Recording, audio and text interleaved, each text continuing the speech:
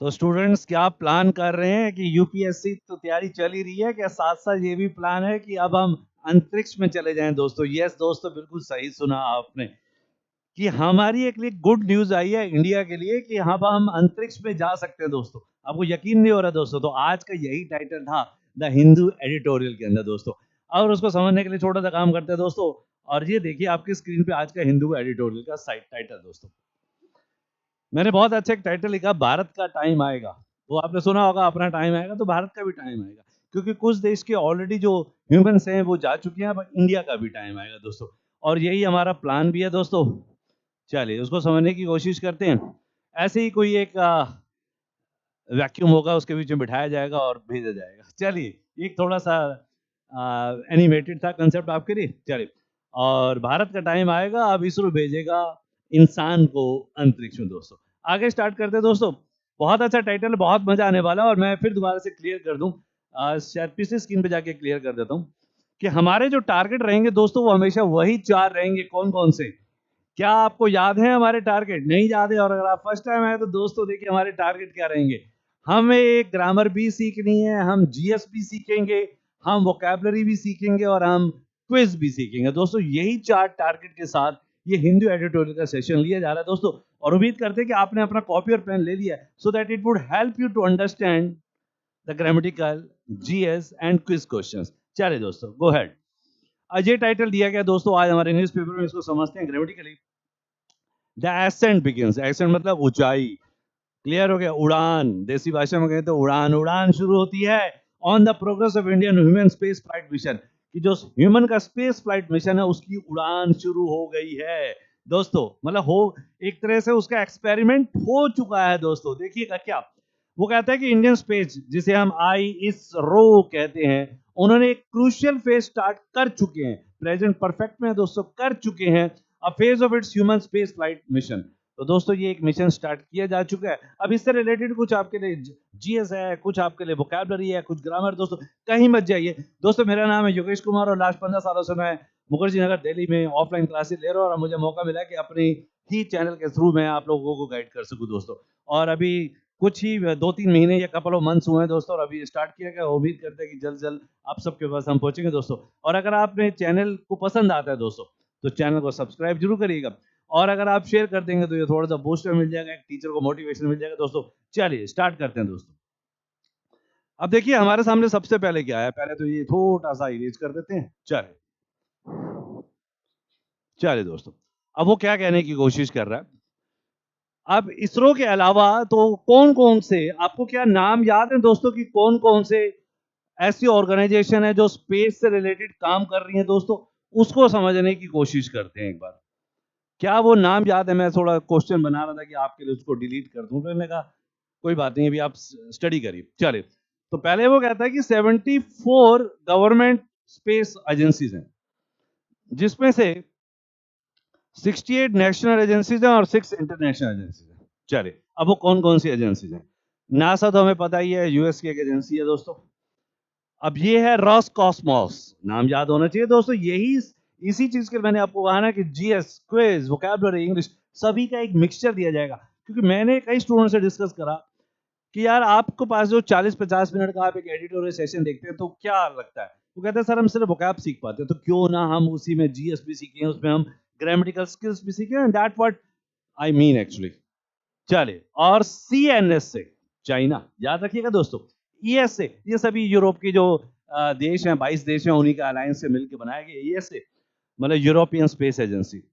और इसके बाद आता है जापान का जाक्सा, इंडिया का इसरो और ताइवान का TNCIST। मैंने फुल फॉर्म नहीं लिखी, मैंने कहा ऐसे जल्दी समझ में आ जाएगा, अदरवाइज आप भी कंफ्यूज हो जाते। तो दोस्तों आई होप कि फटाफट आप इसका स्क्रीनशॉट ले लेना ताकि मजा ही आ जाए दोस्तों। चलिए मैं थोड़ा सा आपके लिए साइड हो गया हूं ताकि आप आराम से इसको याद कर पाए दोस्तों। चलिए दोस्तों करते हैं स्टार्ट। तो ये थे आपके लिए एक जीएस नोट्स। अब इसरो क्या है दोस्तों, उसको भी समझने की कोशिश करते हैं। इसरो क्या है, ये कब लॉन्च किया गया था दोस्तों? ये तो आंसर क्लियर हो ही गया है, 1969 के अंदर। और अभी तक ये क्या कर चुके हैं इंडिया के गर्व के लिए? इन्होंने 124 स्पेस क्राफ्ट मिशन किए हैं अभी तक, और जिसपे से 94 लॉन्चेस किए हैं। क्लियर हो गया? कितने मिशन? 124 मिशन, ठीक है। और 94 launches. It is one of the elite space organisation in the world, world में एक अच्छे नंबर पे आता है इसका नाम। दोस्तों चलिए अब देखते हैं इसरो के सक्सेसफुल मिशन कौन से थे। ठीक है, कुछ सक्सेसफुल भी होते हैं, कुछ अनसक्सेसफुल भी होते हैं, लेकिन अनसक्सेसफुल जो मिशन होते हैं, जैसे हमारा स्टूडेंट कभी अनसक्सेसफुल होता है तो अगली बार के लिए वो कहते हैं ना कि अगर एक चीता 2 कदम पीछे गया है तो छलांग, हाँ बिल्कुल सही कहा, लंबी होने वाली है। तो दोस्तों वही छलांग जो थी यही हुई है अब। तो जो अनसक्सेसफुल था उसी से बहुत कुछ लर्निंग होती है दोस्तों।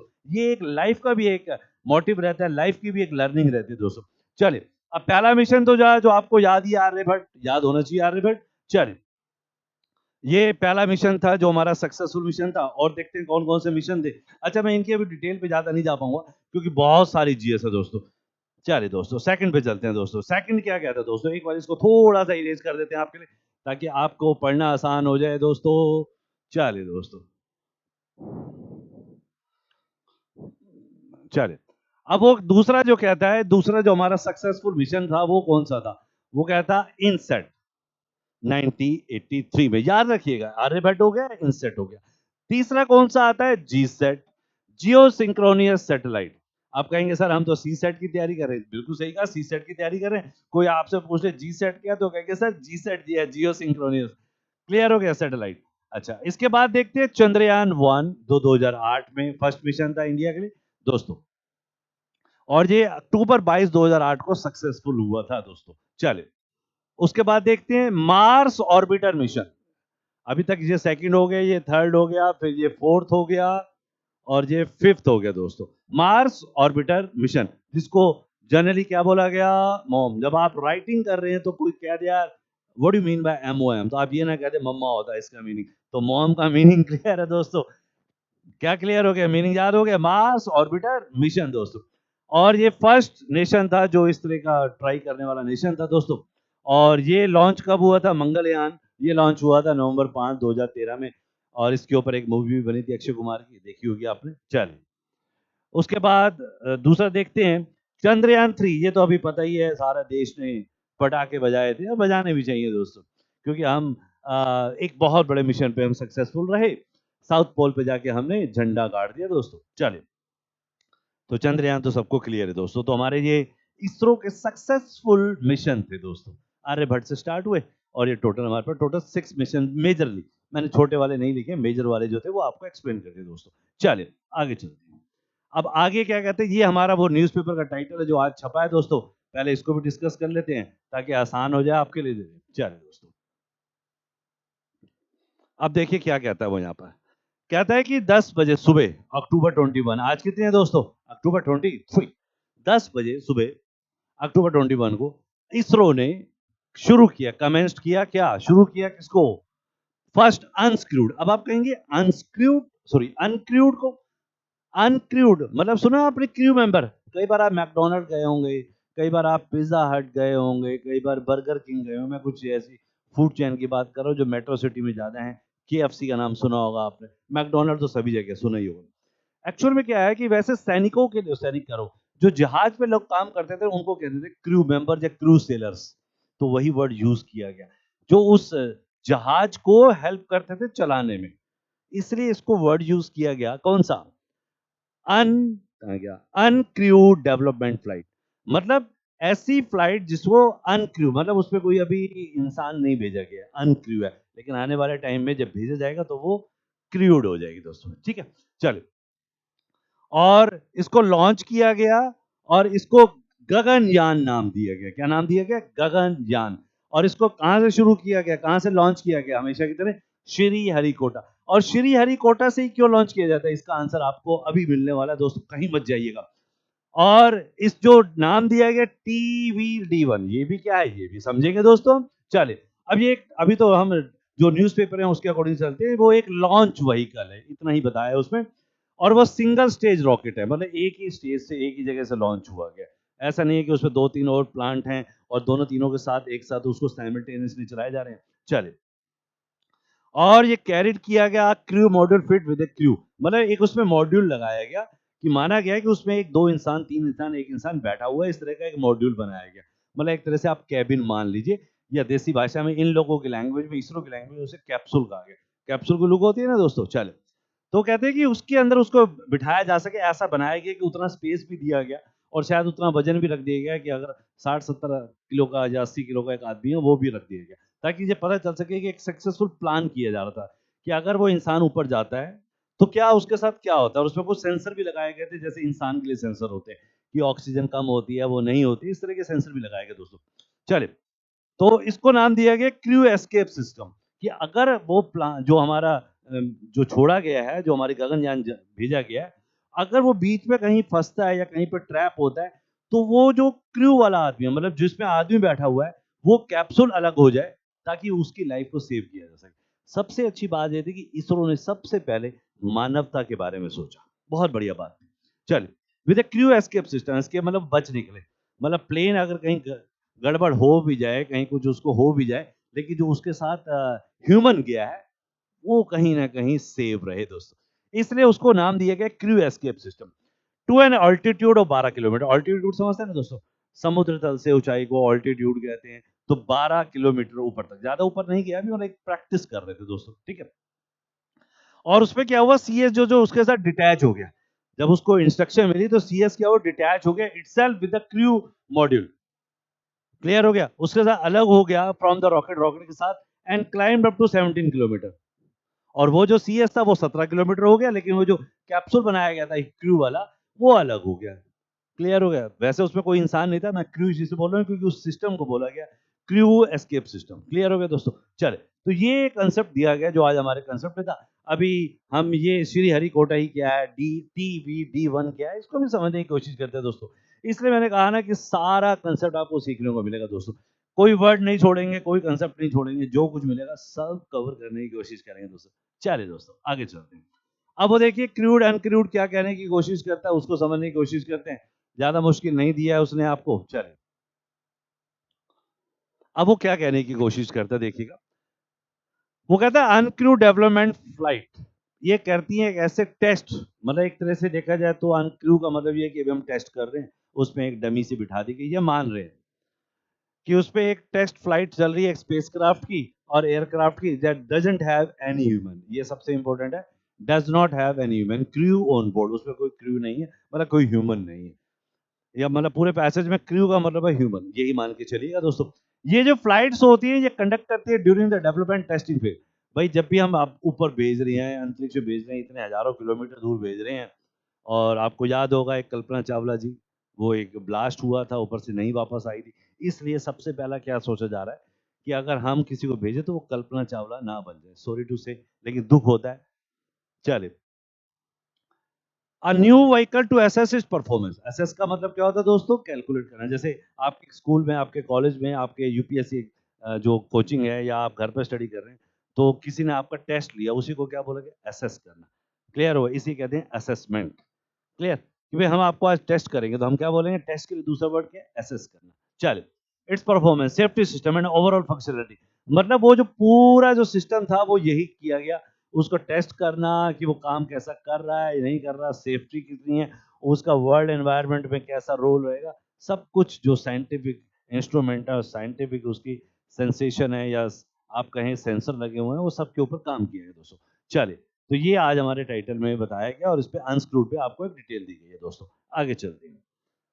अब गगनयान, अब वहाँ न्यूज़ में तो सिर्फ गगनयान के बारे में लिखा गया, लेकिन गगनयान क्या है उसको समझते हैं, क्योंकि हमारे एग्जाम में तो हमारा एग्जामिनर तो थोड़ा सा डिटेल में जाता ही है, और ये बताने की जरूरत नहीं है।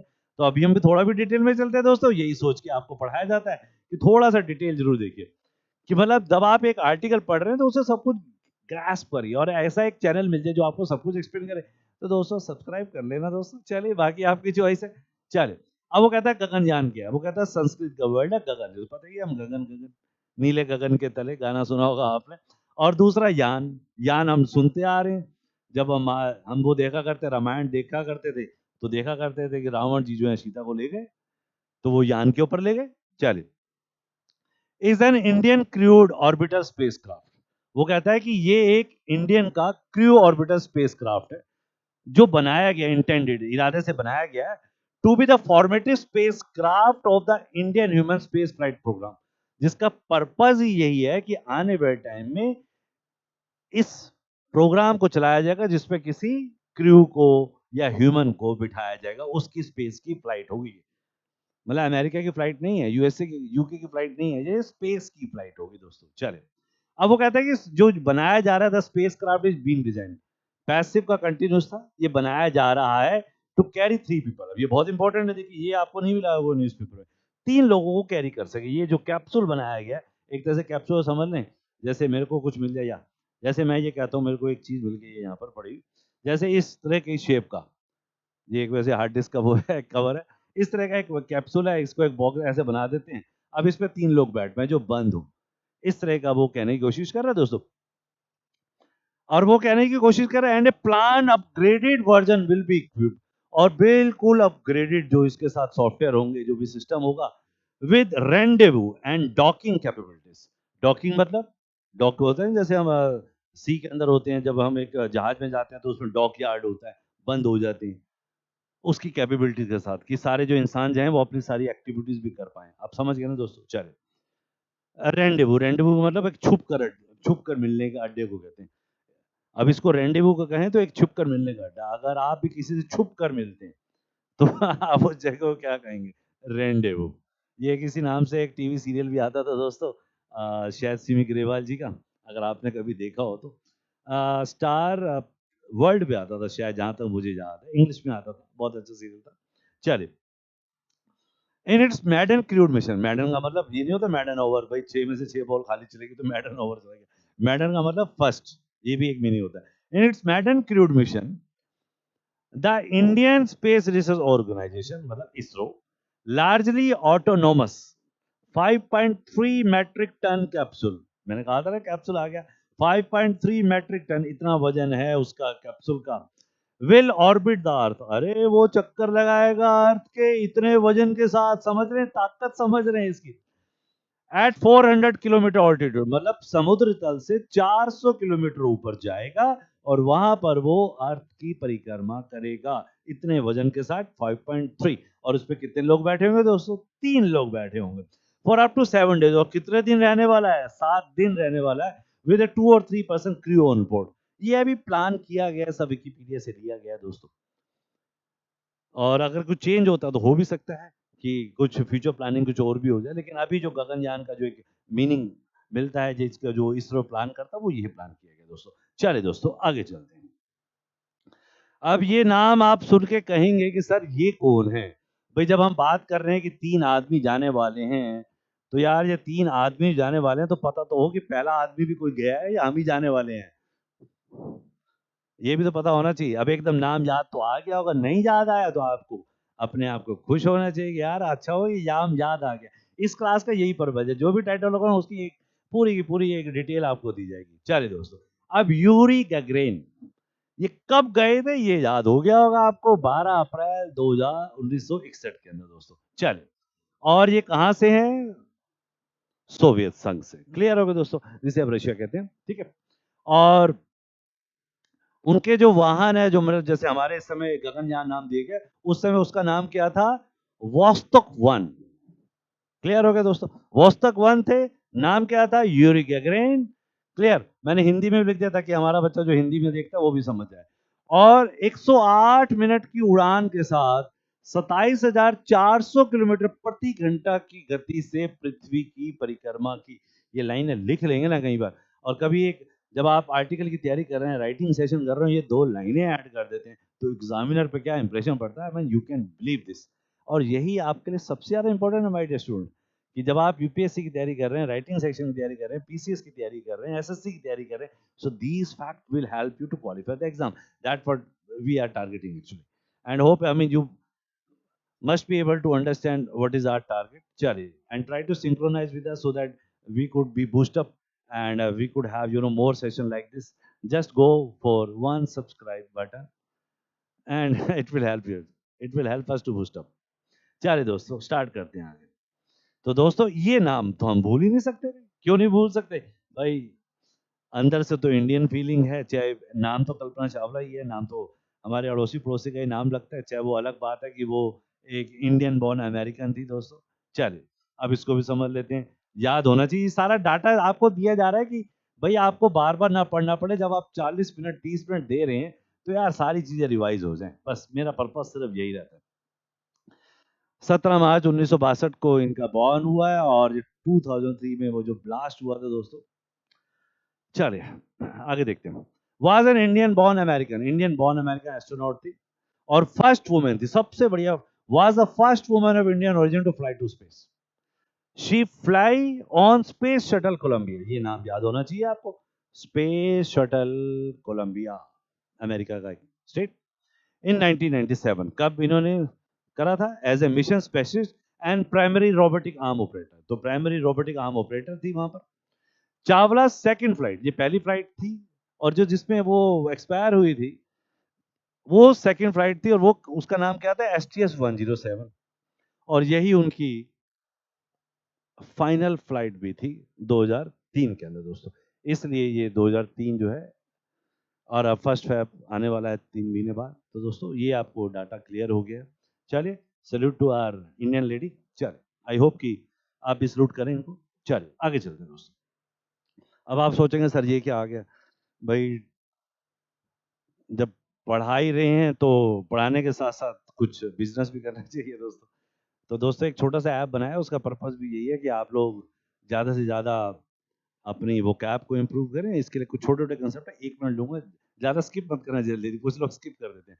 भाई इसमें क्या किया गया, एक तो वो कैप का सेशन डाला गया है 21 रुपए का, कहेंगे 21 रुपए का? यस बिल्कुल माय डियर फ्रेंड, 21 रुपए का, 1 साल की वैलिडिटी के साथ 500 से ज़्यादा वीडियो आएंगे, वीडियो वो कैप के, प्लस 100+ टेस्ट आएंगे दोस्तों। और एक दिन में नहीं आ जाएंगे सारे के सारे, आप पढ़ते रहेंगे, धीरे धीरे इसमें ऐड होते जाएंगे दोस्तों। क्लियर हो गया दोस्तों? 21 रुपए में तो आज कोल्ड ड्रिंक मिल जाती है दोस्तों, ये आपको पूरा साल का एक कोर्स मिल रहा है। और अगर आपका कोई फ्रेंड सीट है DSSS की तैयारी कर रहा है तो उसके लिए कोर्स है, ये भी, इसकी भी वैलिडिटी 1 ईयर है दोस्तों। इसके अलावा अगर आप UPSC पेट एग्जाम की तैयारी कर रहे हैं तो इसके भी एक कोर्स की वैलिडिटी 1 साल है, और कोर्स की कीमत सिर्फ और सिर्फ 200 रुपए दोस्तों। आप जाके एक बार ऐप डाउनलोड करेंगे तो इसके बारे में पूरी डिटेल्स, पूरे कितने टेस्ट हैं, किस किस टॉपिक से रिलेटेड है, वो सब आपको डिस्क्रिप्शन मिल जाएगा। अच्छा लगे तो बाय कर लेना दोस्तों। चलिए, ये था हमारा एक छोटा सा कंसेप्ट। आगे चलते हैं। ऐप का नाम याद रखिएगा, CET, कॉम्पिटिटिव एग्जाम ट्यूटोरियल, आपको प्ले स्टोर में आराम से मिल जाएगा दोस्तों। चलिए आगे चलते हैं दोस्तों। अब ये जो सबसे इंपॉर्टेंट क्वेश्चन था कि भाई हमने अभी जो लास्ट जो हमारी फ्लाइट थी वो भी श्रीहरिकोटा से थी, चंद्रयान 3 की, इसकी भी श्रीहरिकोटा से। ये श्रीहरिकोटा क्यों इंपॉर्टेंट है उसको समझने की कोशिश करते हैं, और यही चीज आपको हेल्प करेगी जब आप एग्जाम में लिख के आ जाते हैं। चलिए, अब वो कहता है कुछ पॉइंट है जिसके बेस पर समझने की कोशिश करते हैं। कहते हैं एक तो नेचुरल एडवांटेज है उसका, श्रीहरिकोटा नेचुरल एडवांटेज वो क्या है कि rotational speed of earth is highest at the equator.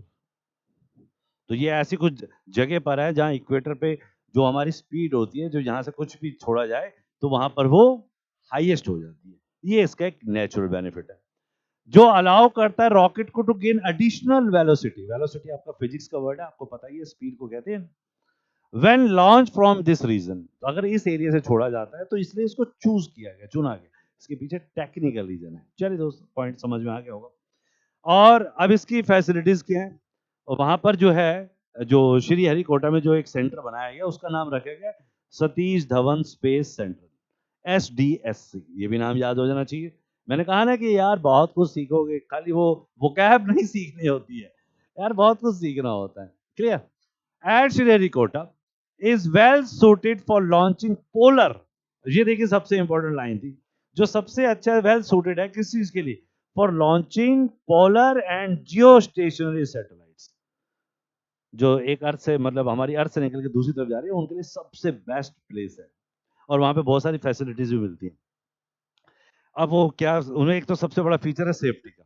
Rocket launching station are located closer to sea को, समुद्र के पास है, एक जो इंपॉर्टेंट पॉइंट हो गया, ताकि spent stages are made to fall over sea during, अगर कुछ गड़बड़ होती है तो समुद्र में गिरता है, किसी के ऊपर नुकसान नहीं होता दोस्तों। ये इसका सबसे बड़ा टारगेट है दोस्तों, सेफ्टी पर्पस भी है और हमारा वो इक्वेटर वाला पर्पस भी है दोस्तों। आई होप कि याद हो गया होगा। चलिए ज्यादा टाइम नहीं लेंगे दोस्तों, आगे आते हैं दोस्तों। अब मैंने आपको कहा था ना कि जो अभी ये लॉन्च किया गया है गगनयान, इसको नाम दिया गया TVD-1।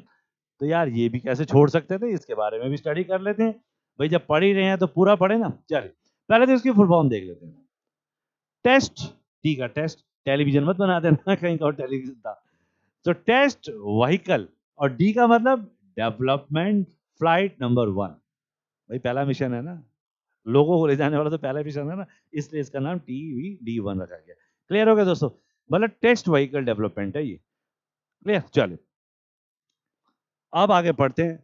और इसका पर्पस क्या है? To demonstrate the crew escape system. जो सबसे बड़ा जो अभी हमने डिस्कस भी करा था, CES, मतलब आपका वो जो एक फ्लाइट जा रही है, या आप रॉकेट कहें या मिसाइल वो सैटेलाइट कहें, उस पे जो इंसान जा रहे हैं, अगर कुछ गड़बड़ हो जाए उसके अंदर रॉकेट में, तो जो उसमें 3 इंसान या 2 इंसान जो भी अभी बात की गई है, अगर वो बच के भागना चाहे, कहाँ भागेंगे?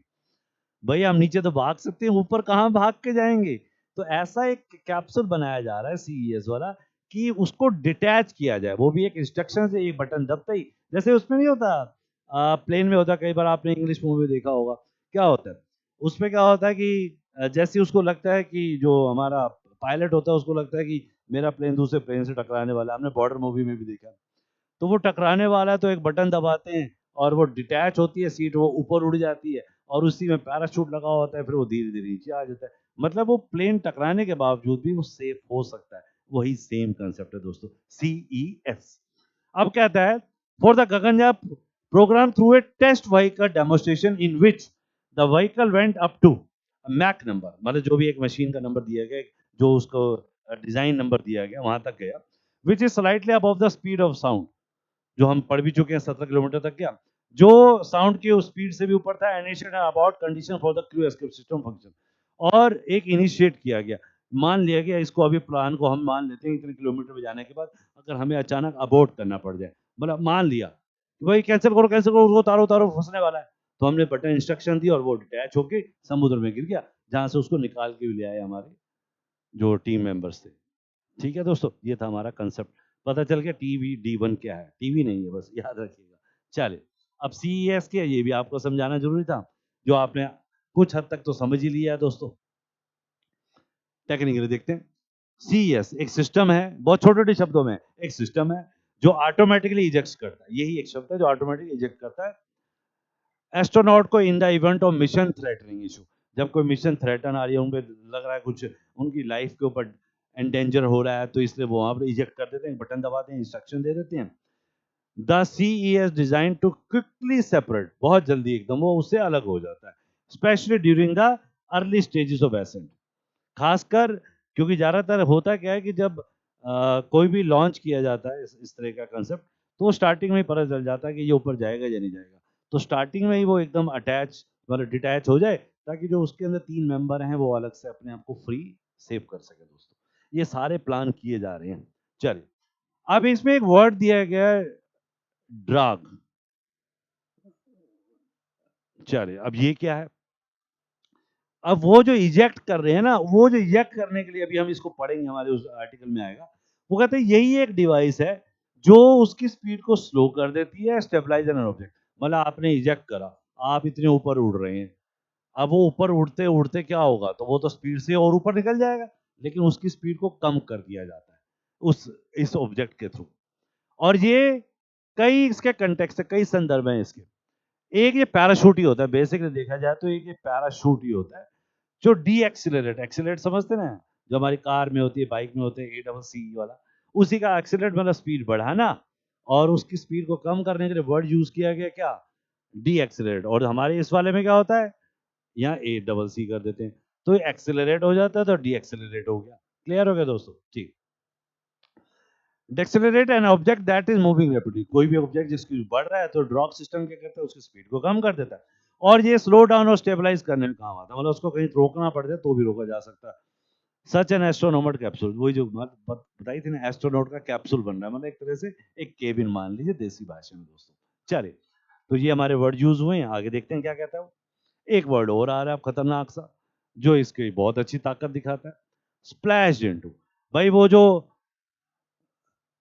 अब ऊपर निकल गया, इजेक्ट हो गया सिस्टम, तो क्या करता है, अब वो जाके पानी में डूब जाता है, गिर जाता है। भाई वो जो सिस्टम कैप्सूल गया है उसको बाहर भी तो निकालना है। To enter forcefully and suddenly typically creating a significant impact और इफेक्ट, मतलब वो क्या कर दिया जाता है, स्प्लैश इनटू, वो डूब जाता है पानी में जाके, अभी ये वर्ड आने वाला है। और दूसरा होल्ड इट आउट, उसके बाहर खींचना निकालना। तो ऊपर से गया वो पानी में जाके गिरेगा। इस हिसाब से प्लान किया जाता है कि क्योंकि आपको पता ही है 70% तो पानी है, तो चांसेस रहते हैं कि वो पानी की तरफ ही गिरे, और इस हिसाब से उसको कंट्रोल भी किया जा सकता है कि वो पानी पे ही जाके गिरे। क्लियर हुआ दोस्तों? चलिए, तो होल्ड आउट हो गया बाहर खींचना, और स्प्लैश आउट हो गया उसको पानी में डुबकी लगा देना, जिसमें आप प्लंग देख सकते हैं, डैश देख सकते हैं, सर्ज देख सकते हैं, और इमर्स। इमर्स तो पता ही होगा आपने, हरिद्वार वाले केस में कई बार पढ़ा होगा कि डुबकी लगाते हैं, इमर्जन होता है। क्लियर हो गया दोस्तों? जब हम नहाने जाते हैं तो डुबकी लगाते हैं, हर हर गंगे, वही वाला कंसेप्ट है दोस्तों। चलिए, और होल्ड आउट का मतलब देसी भाषा में कहें तो जो सबसे अच्छा आसान वर्ड है वो ड्रैग या पुल आउट। खींच लो, बाहर निकाल लो भाई, टो कर दो।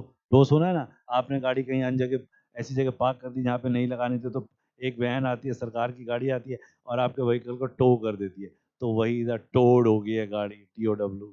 चलिए दोस्त, यहाँ पे कंसेप्ट क्लियर हो गया होगा। आगे चलते हैं।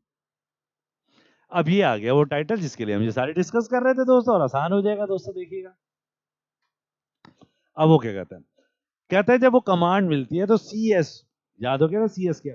वो कहता है वो अपने आप को क्रू मॉड्यूल से अलग कर लेता है, living the module to reorient itself, और वो छोड़ देता मॉड्यूल को कि वो अपने आप रीओरिएंट कर लेगा बिफोर ड्रॉपिंग, गिरने से पहले, over the bay of Bengal. अभी जो प्लान किया गया वो इस हिसाब से किया गया बे ऑफ बंगाल में ही जाके वो गिरे, क्योंकि ज्यादा ऊपर किलोमीटर गए नहीं थे हम। क्लियर?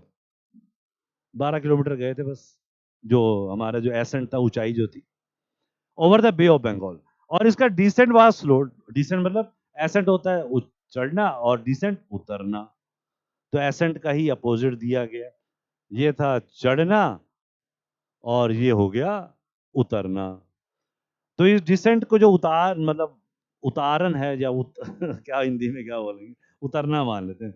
उतरना जो है वो स्लो कर दिया गया था बाय ड्रॉग, ये वाला वर्ड है जिसलिए आपको ये बता रहा था। वो ड्रॉग पैराशूट जो है, जो ऑटोमेटिकली अपने आप में एक सिस्टम भी है दोस्तों, and then by the main parachute.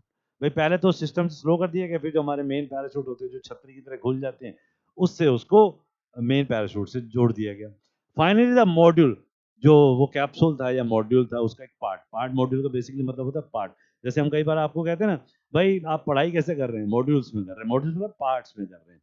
वो कहते हैं जो मॉड्यूल था वो स्प्लैश स्प्लैश गिर गया into the bay of Bengal, मतलब उसने छोटा सा दिया, a short distance from Sriharikota, क्योंकि 12 किलोमीटर किया था तो समुद्र तो बहुत लंबा है, तो थोड़े से डिस्टेंस से वो गिर गया। जहाँ पे इंडियन नेवी के लोग थे, वहां पर हमारी जो उनके साथ कोऑर्डिनेशन था, उन्होंने होल्ड आउट उसको बाहर खींच लिया। वो गिरा, वजन वाली चीज थी, वो तैरेगी तो है नहीं। The CS also splash down father down range. और अब जो बड़ा सिस्टम था, एक तो कैप्सूल था जिसमें जो एजेक्ट सिस्टम था जो अलग होना था, और जो रियल जो था गगनयान का एक छोटा सा पार्ट, वो जाके थोड़ा दूर जाके गिरा, उसको भी बाहर निकाल दिया वैसे। क्लियर हो गया दोस्तों? तो ये कंसेप्ट बताया गया आज हमारे टाइटल के अंदर दोस्तों। आगे चलते हैं। अब आप एक शब्द सीखने वाले हैं, वैसे तो सबको पता ही होगा, अगर आप UPSC, SSC, banking, NDA, serial किसी भी एग्जाम की तैयारी में, तो ये ऑर्बिट वाला वर्ड, अभी जो चंद्रयान 3 में तो सारा दिन ऑर्बिट की बात हुई थी, और अगर नहीं याद तो दुख होना चाहिए। चलिए, अब ऑर्बिट क्या कहता है दोस्तों? मैंने वैसे तो एक पिक्चर दे दी है जिससे मुझे लगता है कि समझ में आ ही गया होगा। तो यही जो सर्कल है ना, ये अर्थ हमारी ऐसे सर्कल ले रही है, तो ये जो सर्कल है ना, this circle is called orbit. An orbit is a curved path that an object is sped take around another object due to gravity. Gravity की वजह से जो चक्कर लगाता है, दैट इज कॉल्ड ऑर्बिट। इसको हमने इससे समझना था क्योंकि यही हमारे इस कंसेप्ट के ऊपर सबसे ज्यादा काम करेगा। क्लियर है? अब चंद्रयान की याद है ना, वो कई चक्कर लगाए थे उसने, अब मैं उस पर नहीं जाऊंगा अभी डिटेल में। चलिए आगे चलते। अच्छा, एक वर्ड हो रहा है कि मैंने ध्यान नहीं दिया, मैल फंक्शन। ये तो पता ही है कि मैल एक प्रीफिक्स होता है जो हमेशा किसी चीज को नेगेटिव में कन्वर्ट कर देता है जो। क्लियर हो गया? मैल सिस्टम, मैल फंक्शन, इस तरह से मैल आगे लगा दिया जाता है। चल, तो मतलब उसके फंक्शनिंग को खराब कर दो, डिफेक्टिव कर दो, फॉल्टी कर दो, ब्रोकन कर दो। फ्लॉड आपने सुना होगा, फ्लॉलेस। फ्लॉलेस मतलब बोलो कि शुद्ध, पेपर में आया हुआ वर्ड है SSC के अंदर, फ्लॉलेस, शुद्ध, मतलब कोई गलती नहीं है। फ्लॉ मतलब गलती है उसके अंदर। चले, अब ये फंक्शनल कर रहा है, ऑपरेशन कर रहा है, वर्किंग कर रहा है, इंटैक्ट कर रहा है, मतलब इसका इरादा जो है बिल्कुल मजबूत है, इसलिए उसको इंटैक्ट बोला जाता है। चलिए दोस्तों, आई होप कि कंसेप्ट क्लियर हो गया होगा। आगे देखते हैं। अब ये टाइटल आ गया हमारे न्यूज़पेपर में, इसको समझ लेते हैं दोस्तों, आसान हो जाएगा बिल्कुल यार। चलिए, क्या कहता है वो?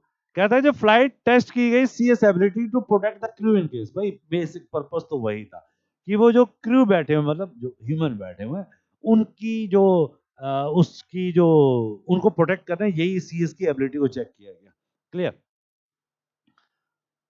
द रॉकेट मैल फंक्शन, अगर रॉकेट के अंदर मैल फंक्शन हो जाता है, जो रॉकेट जा रहा है उसमें आग लग जाती है या कुछ और भी उसमें हो जाता है। क्लियर। एंड कलेक्टेड डाटा, और सेंसर्स के द्वारा डाटा निकाला गया कि अगर उस कैप्सूल में 3 लोग होते तो क्या उनके ऊपर सेंसर कैसे थे। जैसे वो होते हैं ना, जब हम कभी वो करवाते हैं अपनी बॉडी का ईसीजी करवाते हैं तो ऐसे ऐसे लगा दिया जाता है, ऐसे वहाँ उस पर डमी बिठा के उस पर ऐसी सेंसर लगा दिए जाते हैं कि उनकी बॉडी पे हार्ट बीट बढ़ गई या एकदम शॉक लगा, इस तरह से कुछ उनके सेंसर लगाए जाते हैं। क्लियर। और डाटा इकट्ठा किया गया उस सेंसर से, और टू इन्फॉर्म फ्यूचर टेस्ट, ताकि पता चल सके कि अगला टेस्ट जो किया जाए, भाई इस बार तो शॉक ज्यादा थे तो शॉक को कम करो, इसका मतलब उस बॉडी में कैप्सूल में ऐसा लगाया जाए कि शॉक एब्जॉर्ब हो जाए। मैं एक जस्ट एग्जांपल दे रहा हूँ आपको। अब the test value will be based on this data, अब अगला टेस्ट जो अगला फ्यूचर टेस्ट होना वो इसी डाटा पे काम कर रहा है, तो सबसे इंपॉर्टेंट है वो डाटा जो सेंसर लगाने से आपने चेक किया। क्योंकि according to ISRO chairman mister S Somnath, ISRO के पास बहुत सारे टेस्ट हैं जो प्लान कर चुके हैं टू डेवलप कॉन्फिडेंस, मतलब कॉन्फिडेंस बढ़े, that the organisation can safety launch human, मतलब सबसे बड़ा उनका मतलब विजन बहुत बढ़िया, मिस्टर सोमनाथ जी का विजन बहुत बढ़िया, कि मतलब वो चाहते हैं कि ये नहीं कि बस बस लॉन्च कर दो, नहीं यार लॉन्च नहीं, मतलब सक्सेसफुल लॉन्च हो, ह्यूमन भी जाए और वापस भी आए, ये सबसे बड़ा मिशन होता है दोस्तों। ह्यूमंस टू ऑर्बिट, ऑर्बिट में चक्कर ही लगाना है अभी तो। Even the parachute used for TV D1 underwent 16 days, वो कह रहे हैं वो जो पैराशूट है जो खाली हम देखते हैं कि कपड़ा सा होता है, छतरी सी होती है, कह रहे हैं उसको भी 16 टेस्ट से गुजरना पड़ा है उस पैराशूट को पास करने के लिए। क्लियर हो गया दोस्तों। एक तो बेसिक था और एक दूसरा मेन वाला जो था, ठीक है दोस्तों, जो ड्रॉग नाम से था, दोनों के लिए उन्होंने ऐसे टेस्ट रखे। भाई ऐसे नहीं है कि बस एक पैराशूट लगा देंगे तो हमारा वो जो 3 आदमी है बच के आ जाएंगे, नहीं भाई, इतने ऊपर गए हैं वहां पर, अर्थ से आप ऊपर ऑर्बिट में घूम रहे हैं, तो वहां और आसमान में उड़ने, और जो हमारे जो पायलट होते हैं प्लेन वाले उनके और रॉकेट वाले जो पैसेंजर हैं उनमें फर्क है दोस्तों। क्लियर। चलिए ये समझते हैं आगे। अब वर्ड आ गए हैं दोस्तों, एक तो आ गया अंडरवेंट। एक्चुअल में हमारे जो आज टाइटल में जो वर्ड मिलेगा दोस्तों वो आपको अंडरवेंट मिलेगा, लेकिन क्योंकि आपको वोकैब ग्रामर भी देने का दिल करता है, मेरा दिल ही करता है दोस्तों कि जो कुछ भी हो बहुत अच्छे ढंग से हो। तो दोस्तों अंडरवेंट, वैसे तो ये वर्ब अगर आप देखें तो इसकी जो फर्स्ट फॉर्म होगी वो क्या होगी, भाई पता है ना कि वेंट तो सेकंड फॉर्म होते हैं, तो अंडरगो फर्स्ट फॉर्म होगी। अब किसी प्रक्रिया से गुजरने के लिए ऐसे कुछ वर्ब हैं, कुछ एग्जांपल लाए, सारे नहीं ले पाए हूं। देखिए पहले अंडरस्टैंड, ये भी अंडर से स्टार्ट होता है। अंडरटेक मतलब आग्रह करना, अंडरटेक करना, अंडरटेकर मत पढ़ लेना, अंडरटेकर अलग चीज है। अच्छा अंडरटेकर क्या होता है, चल बोल तो दिया ही है, मैं अब आपसे बात तो नहीं कर पाऊंगा। अंडरटेकर क्या होता है, क्या आप ये सोच पा रहे हैं? अगर आप ये कह रहे हैं कि WWE फाइटर होता है तो मैं मान रहा हूँ उसका नाम अंडरटेकर, लेकिन वो जो कब्रिस्तान में काम करने वाला आदमी होता है ना, उसको अंडरटेकर कहते हैं दोस्तों। चलिए ये तो नॉलेज आपके लिए। अंडरमाइन, अंडरमाइन करना, उसको कमजोर करना। उसके बाद understate, to represent something as less important, भाई उसकी इंपॉर्टेंस कम करनी। और अंडरगो, यही अंडरगो की सेकंड फॉर्म थी, अंडरगो, टू एक्सपीरियंस और एंड्योर समथिंग, मतलब किसी को एक्सपीरियंस करना और उसको सहन करना, इसलिए उसने वर्ड यूज किया अंडरवेंट। अभी आने वाला टाइटल में। और एक बड़ा खतरनाक वर्ड था फास्टिडियस नेस, खाली ओ यू एस लगाते हैं हम, तो यहां तक तो था वो एडजेक्टिव, और उसने आगे नेस लगा के उसे नाउन बना दिया। फास्टिडियस वैसे वन वर्ड में कई बार आता है, हिंदी में उसको बोलते हैं नखरेबाज, एसएससी में आया हुआ वर्ड है। क्लियर। अब सिनोनियम में कहते हैं बहुत ही फास्ट चीज है, बहुत बारीकी से चेक करना, उसके लिए एक वर्ड यूज किया जाता है, पंक्चुलियसनेस, सूक्ष्मता, मेटिकुलसनेस, प्रिसीजन, एग्जैक्टिट्यूड, मतलब बिल्कुल एग्जैक्ट, बिल्कुल बारीकी से हर चीज को चेक किया जा रहा है। चल, और जब बारीकी से चेक नहीं किया जाता हो यार, केयरलेसनेस होगी, नेग्लिजेंस होगी, और स्लोपीनेस, स्लोपीनेस ढीलापन, मतलब बहुत ज्यादा ध्यान नहीं देना। चलिए ये थे 2 वर्ड हमारे लिए, आगे चलते हैं। अब वो कहता है, पहले इसको देख लेते हैं एक बार, थोड़ा सा इरेज कर देते हैं दोस्तों। चलिए अब वो कहता है कि ये जो बारीकी वाली जांच है फास्टिडियस, ये नॉन नेगोशिएबल है।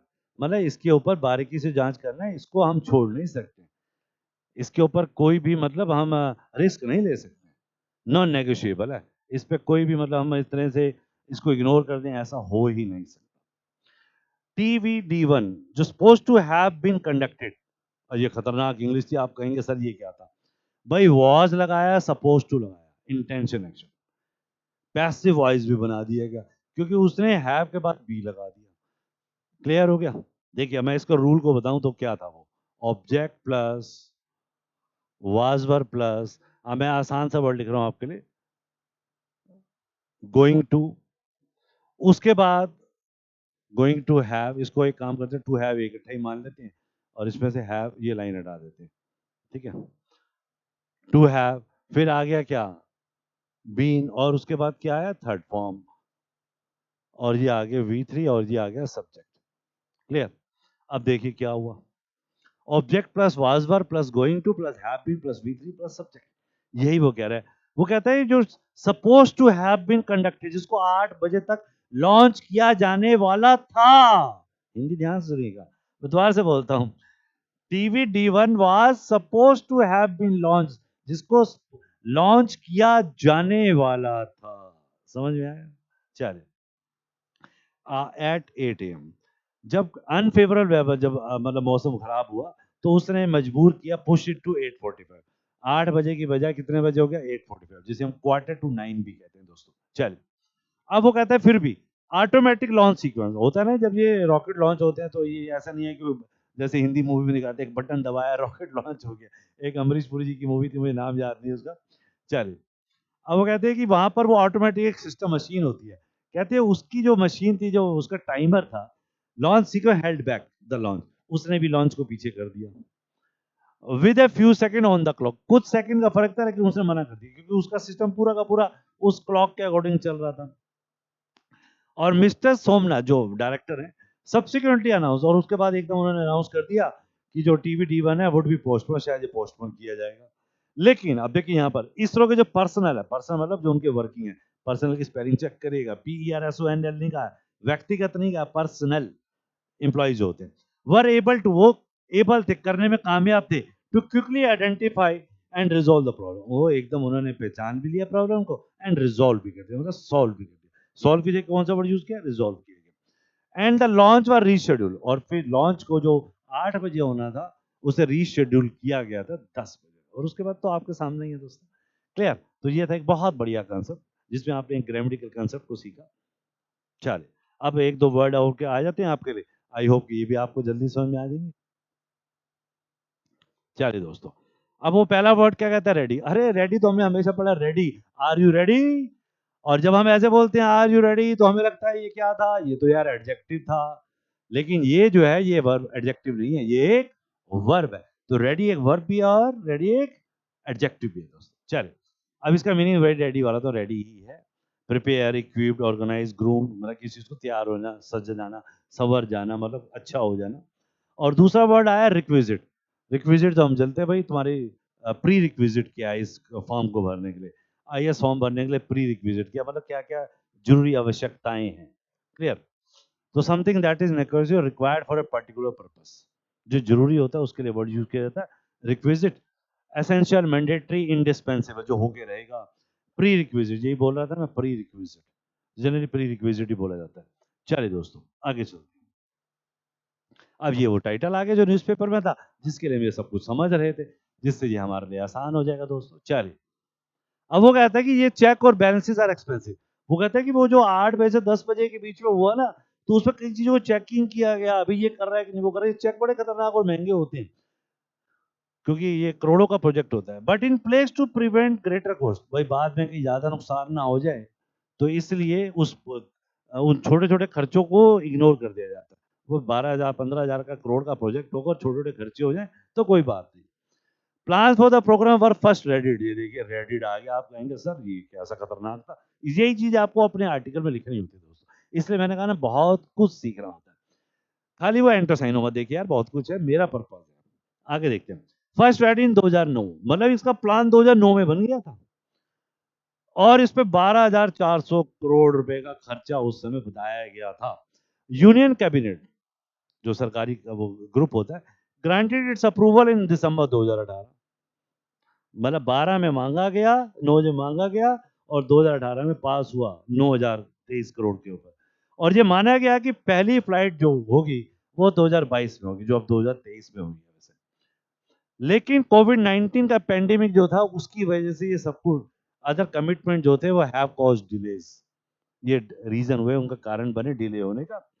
Such that the earliest the first crude flights can happen is currently 2025। वो कहता है कि अर्लीस्ट तो फर्स्ट क्रूड फ्लाइट थी, तो ये उम्मीद की जा रही थी कि अभी तो हमने अनस्क्रू वो सॉरी बार वही आया अनक्रू मेंबर भेजा गया है, लेकिन वो कह रहे हैं कि क्रू मेंबर को 2025 में उम्मीद की जा रही है कि पहली फ्लाइट हम जो 400 किलोमीटर ऊपर जाके हम एक जो ऑर्बिट का चक्कर है वो लगा लेंगे, ये उम्मीद की जा रही है। कैन हैपन इज करेंटली 2025, 2023 तो चल ही रहा है, बस आ गया 25 दोस्त। चलिए आगे चलते हैं। अब दो वर्ड आए हैं और मुझे लगता है कि हम शायद आखिरी स्टेज पर आ गए, जाइए मत कहीं भी, पूरा पढ़ के जाइए, शायद कुछ और अच्छा आने वाला हो। चलिए, अब वो कहता है एग्जॉस्टिव। एग्जॉस्टिव मतलब थॉरोली, बिल्कुल गहन अध्ययन करते हुए, हिंदी में बोलते हैं गहन अध्ययन, ठोस रूप से, पूरी तरह से, संपूर्ण रूप से, कॉम्प्रिहेंसिवली। कई बार हम कहते हैं ना कॉम्प्रिहेंसिवली स्टडी करनी चाहिए, भाई पूरे ढंग से पढ़नी चाहिए। ये जो हम पढ़ा रहे हैं ये भी क्या है, ये कॉम्प्रिहेंसिव वे है पढ़ने का, एडिटोरियल को। खाली वो क्या आप नहीं पढ़ने दोस्तों, कॉम्प्रिहेंसिव वे पढ़िए। चलिए, और दूसरा वर्ड दिया गया रेंडर्ड, इसके कई मीनिंग होते हैं। भाई किसी को कुछ देना, कुछ अपना शो करना, आज्ञा शो करना, कोई कारण बनना किसी चीज के होने का, और किसी चीज को पोर्ट्रे करना या उसको दिखाना, इस सब के लिए वर्ड यूज किया जाता है रेंडर। क्लियर है दोस्तों? चले, अब ये लास्ट टाइटल आ गया, मुझे लगता है कि लास्ट टाइटल होना चाहिए। चले, वो कहता है कि पिछले वीक जो है, last week prime minister Narendra Modi ने इसरो से एक आह्वान किया, कॉल डाउन आह्वान करना, to launch humans to moon by 2040। भाई उन्होंने कहा 2040 तो ह्यूमन को भेजो मून पर, even with the requisite financial support, जो भी उनकी जरूरत है। This would be a very tight deadline. अब इसरो कहता है भाई ये डेडलाइन बहुत कम है, क्योंकि उनके पास अभी 17 साल बचे हैं, विद फास्टिडियस मतलब, लेकिन फास्टिडियस मतलब बिल्कुल एक एक चीज को ध्यान रखते हुए, सूक्ष्मता से। Contemporary geopolitics has also render returning. अच्छा, जो अभी कंटेम्प्रेरी हुआ कि हमने अभी अपना वो चंद्रयान भेजा, तो जियोपॉलिटिक्स जो आकाश मतलब जियोग्राफी, जो क्या कहेंगे उसको, हिंदी में क्या वर्ड में बिल्कुल स्किप कर गया हूँ। जियो पॉलिटिक्स का मतलब जो क्या कहेंगे, अर्थ से रिलेटेड वाली पॉलिटिक्स है, हैज आल्सो रेंडर रिटर्न, और इसका एक हमें कारण भी बन गया, रिटर्निंग टू द मून। भाई हम एक बार तो हुआ है, इसका रीजन भी बन गया कि अब बाकी जगह पे तो जाए, क्या होता है नॉन नेगोशिएबल, अब इसको हम नेगोशिएबल नहीं कर सकते, मतलब इसको छोड़ नहीं सकते, अब तो जाना ही है। फॉर्चुनेटली विद गगनयान, और ये और सौभाग्य की बात है कि गगनयान जो इसरो का है वो इंडिकेट करता है कि बैलेंस कैन बी स्ट्रक, और इसको बैलेंस बनाया जा सकता है। प्लान अहेड, आगे प्लान भी किया जा सकता है। बूस्ट लोकल मैन्युफैक्चरिंग, लेकिन जो लोकल मैन्युफैक्चरिंग मतलब दूसरे देशों पर डिपेंडेंट ना होकर अपनी लोकल मैन्युफैक्चरिंग को बूस्ट करना है। टेक्स्ट एग्जॉस्टिवली, बिल्कुल गहन सूक्ष्मता से, मतलब उसको एक एक चीज को देखते हुए उस तरह के टेस्ट करने। लॉन्च व्हेन रेडी, और जब सब कुछ रेडी हो तभी लॉन्च करिएगा। द डेडलाइन में बी मिस, हो सकता है डेडलाइन 2040 की मिस हो जाए, but the mission can be undertaken, लेकिन मिशन को पूरा किया जा सकता है कॉन्फिडेंस के साथ, while also improving local capability, और इसके साथ साथ अपनी लोकल कैपेबिलिटी को भी बढ़ाया जा सकता है। ये सब कुछ डिस्कस हुआ मोदी जी और इसरो के बीच में। चलिए दोस्तों, तो दोस्तों ये था आज का हमारा टाइटल, उम्मीद करता हूँ कि आपको समझ में आया होगा दोस्तों। चलिए, और थैंक्स फॉर एवरीथिंग, जो आपने आज थोड़ा पेशेंस रखा, समझने की कोशिश करी। बस ये उम्मीद जरूर करूँगा कि आप पहली बार आए हैं तो दोस्तों सब्सक्राइब जरूर कर लेना, कमेंट हो तो जरूर कर देना, और फिर मैं छोटी सी मार्केटिंग करूँगा, ऐप जरूर डाउनलोड करिए आपके बेनिफिट के लिए। 21 रुपए की बुक है, मजा आ जाएगा दोस्तों। चलिए दोस्तों, टेक केयर, जय हिंद एंड हैप्पी राम नवमी।